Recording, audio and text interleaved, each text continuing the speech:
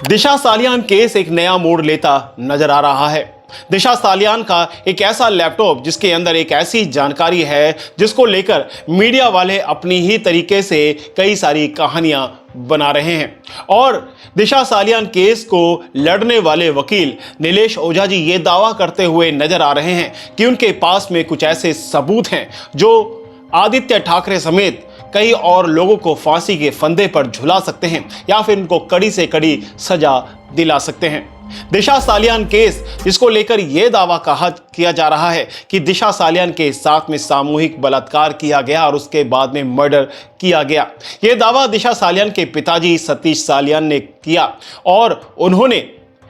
किशोरी पेडनेकर समेत आदित्य ठाकरे, डीनो मोरिया, सूरज पंचोली को आरोपी बनाया अपनी कंप्लेंट के अंदर। और जैसे ही ये मामला कंप्लेंट के थ्रू कोर्ट के अंदर या फिर पुलिस कमिश्नर तक जाता है, उसके बाद कई आरोप जो हैं दिशा सालियान के पिताजी पर लगने शुरू हो जाते हैं। लेकिन जो चीज़ें हम आपको आगे बताने जा रहे हैं वो बहुत ज़्यादा अहम है, क्योंकि आप सभी लोगों को भटकाया जा रहा है या फिर आपकी आंखों पर पर्दा डाला जा रहा है।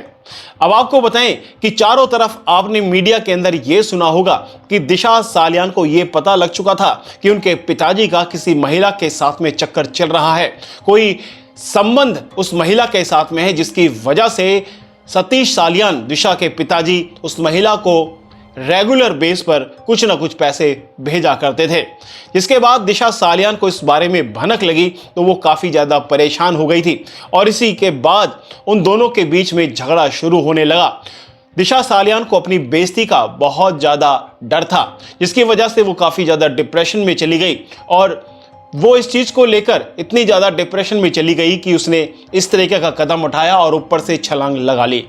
ये एक कहानी काफ़ी सारे मीडिया चैनल के द्वारा बताई जा रही है, लेकिन एबीपी मांझा की रिपोर्ट के अनुसार ये कहा गया है कि एसआईटी जो सबसे पहले इस केस को जांच कर रही थी, उन्होंने अपनी जांच के दौरान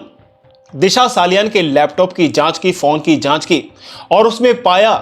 कि दिशा सालियान अपने पिताजी के व्हाट्सएप को एक्सेस कर रही थी, जिसमें दिशा सालियान को यह पता चला कि दिशा सालियान के पिताजी सतीश सालियान एक महिला के साथ में बातचीत करते हैं और कुछ पैसे भी उसको भेजते हैं। जब ये चैट एसआईटी को मिली, एसआईटी ने उसी के बाद सतीश सालियान को अपने ऑफिस पूछताछ के लिए बुलाया और उन्होंने उस महिला और भेजे गए पैसे को लेकर कई सवाल किए, जिसके जवाब में दिशा सालियान के पिताजी सतीश सालियान ने जवाब दिया कि मैं और मेरा दोस्त अचार और कुछ मसालों का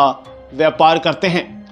और वो व्यापार कोई खास अच्छा नहीं चल रहा था। बीच में ही मेरे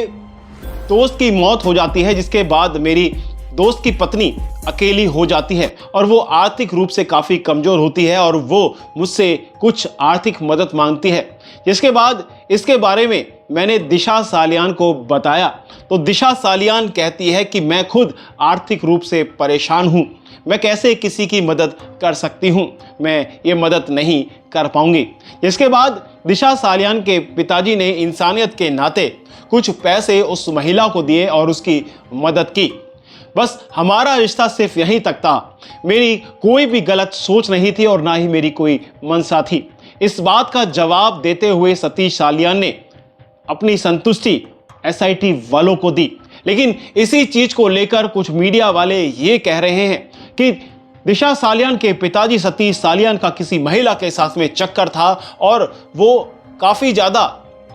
इतने ज़्यादा उस महिला के साथ में संलिप्त हो चुके थे कि वो उसको पैसे भी भेजने लगे। और जब इसके बारे में दिशा सालियान को पता लगा तो वो काफ़ी ज़्यादा परेशान हो गई थी। इसके बारे में दोनों के बीच में झगड़ा होने लगा और ये बात इतनी पहुंच गई कि दिशा सालियान ने अपना घर छोड़ दिया और उसके बाद वो कई मंजिल ऊपर से छलांग लगा देती है और इस तरीके का कदम उठा लेती है। इस तरीके की तमाम खबरें कई सारे चैनल्स पर आई। अब मीडिया वाले कुछ ऐसे हैं जो काफ़ी सारा मसाला लगाकर न्यूज़ को आगे देते हैं, लेकिन किसी ने एक सवाल भी नहीं पूछा कि अपनी बिल्डिंग से 25 फीट बाहर कंपाउंड के कैसे दिशा सालियान की बॉडी गिरी और जब बॉडी गिरी तो उसके बॉडी पर चोट क्यों नहीं थी। इतनी ऊंचाई से 14वीं मंजिल से कोई गिरने के बाद में शरीर पर चोट ना खाए, ऐसा कैसे हो सकता है। रोहन राय जो पूरे तरीके से भागता हुआ फिर रहा था वो सामने क्यों नहीं आया? दिशा सालियान की मौत के बाद